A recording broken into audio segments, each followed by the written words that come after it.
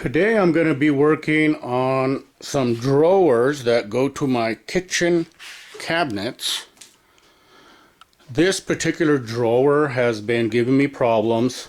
You open it and it just kind of falls down.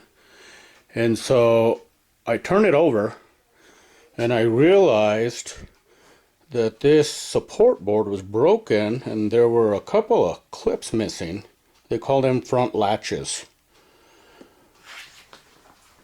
I didn't find any kind of markings on this cabinet or drawers or anything, but I did find some paperwork in my files, and these cabinets were made by American Woodmark. And this is the way I pulled another drawer out, and this is the way they're supposed to look. You have this nice piece of wood here, and this cabinet goes, this latch goes right here. And so this is the rail here. These are the cushion close model. And the way these work, you have this guide rail on each side of the cabinet, and the guide rail kind of drops into this slot, and you'll see there's a little nub right there. And on the side of this, there's a hole. So when this slides in, see if I can do this at the same time. So when it slides in, it just,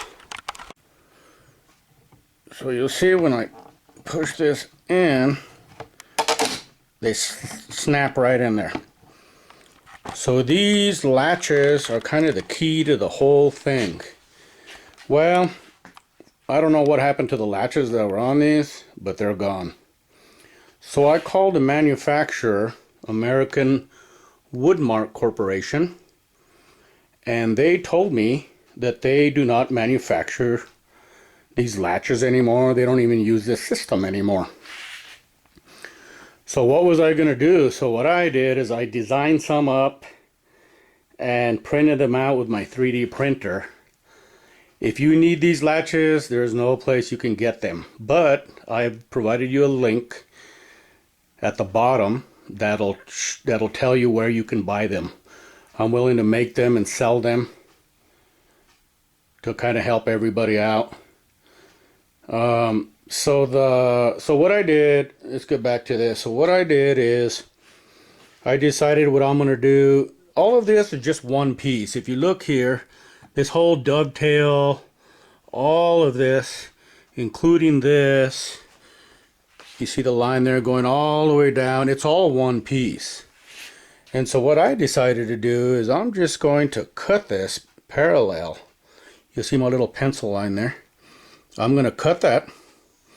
Then I'm going to take another little piece of wood that I cut up the proper dimensions, and I'm going to glue that right up against that and attach it with brads. Then I am going to drill some pilot holes to attach the clips. What I think happened with the manufacturer is it's all about speed for them. And so instead of taking the time to screw in the latches, they stapled them. You see there's 3 staples there, and then there's another one there. So I think what they did is they just stapled them and it splits the wood. And it might be because they're all close together, but it tends to split the wood. So over time, this part will break down and chip off just like that one. So what I did is I designed these, like I said, and I'm going to use the holes, and I'm going to put some screws in there. So these are the tools that I'm going to use. I have a drill for the pilot holes. I'm going to use some wood glue. I'm going to use these screws, number 4 by 3/8. I'm going to need 4 of those. I'm going to use some 1-inch brad nails. There's the screws. I'm going to use my Harbor Freight oscillating function power tool to make the cut on this piece of wood. Here is a little summary. American Woodmark Corporation. It's a cushion close model. It's the front latch, and the width of this little piece of wood should be 9/16, and when I'm done making that cut, it's going to be a 1/4 inch, so I need a 5/16 inch piece in my case. And the height of it is almost 1/2 inch. It's very, very close. So the dimensions of my board, which are this little piece of wood here, is 5/16 by 1/2 inch by 8 13/16 long. The pilot hole I'm going to drill for these latches is 1/16 inch, and again the screws I'm going to use is the number 4 by 3/8 screws. It's kind of upsetting to me that these cabinets are top of the line, they have a lifetime warranty, then the manufacturer just pretty much abandons you and you have no way to get the part that you need. And so what I'm going to do is sell some of these if anybody needs them. I'm pretty sure a lot of people are going to need them because, again, for the reasons I stated before. And so there's a link below. Click on it and you'll see where you can buy them. Okay, so what I'm going to do now is I'm going to make this cut with that oscillating saw. And it's pretty self-explanatory, so I'm not really going to cover that. I will join you back in just a second after I make the cut. Okay, I've made my cut. And so you can see here what I'm going to do. I'm going to glue this, put some brads in it, clamp it up, let it dry a little bit, then I'll drill some pilot holes and attach these clips. Okay, so I cut this damaged piece off. I attached this piece that I made, and I put a couple of brads, you can see there. I tried to stay away from the edge because what's going to happen is those screws are going to go on there, and I don't want to, there we go, and I don't want to give it any reason to split. So now I'm going to insert these in here, and you'll see that maybe I'm a little fat on that. See the little gap there compared to this? But I don't think that's going to matter. I think the important part is the width of this channel here. And I think that's what this little piece here is for, to kind of give you a little guide. So I'll just slip this in here, put my 2 screws here, and then another one there to hold it. And I think we'll be good to go. The reason, in case you're wondering, the reason that I chose to cut this where I did instead of the whole thing is this looks like it's all one piece. You see here the face of this drawer with a dovetail comes around, follows through here, and does the same thing on this side. And so I didn't want to cut the whole thing off because I'm going to affect the structural integrity of it a bit.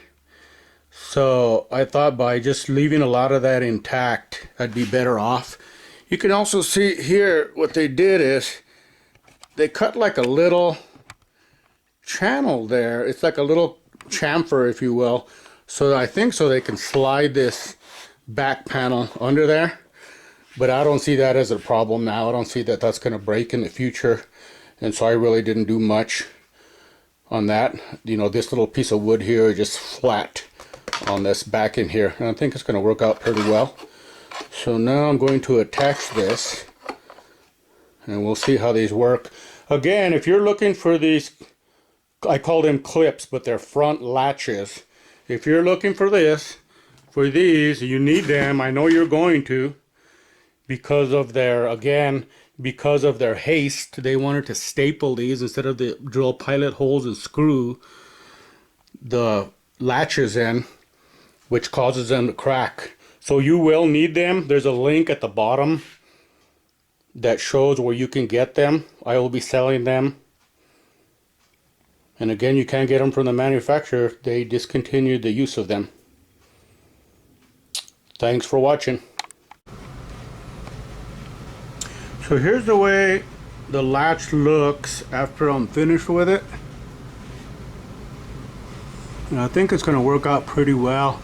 What I did decide to do was to add another brad at the end of each one of these. You can't see this one because it's covered, but I really wanted to get that end fastened down. But I think with those and the glue, I think it's going to work out just fine.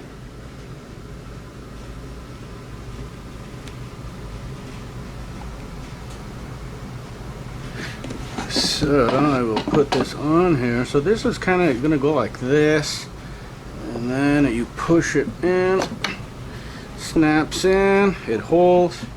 Then this glide works like this, and then it goes in like that. So I think it's going to work out pretty well.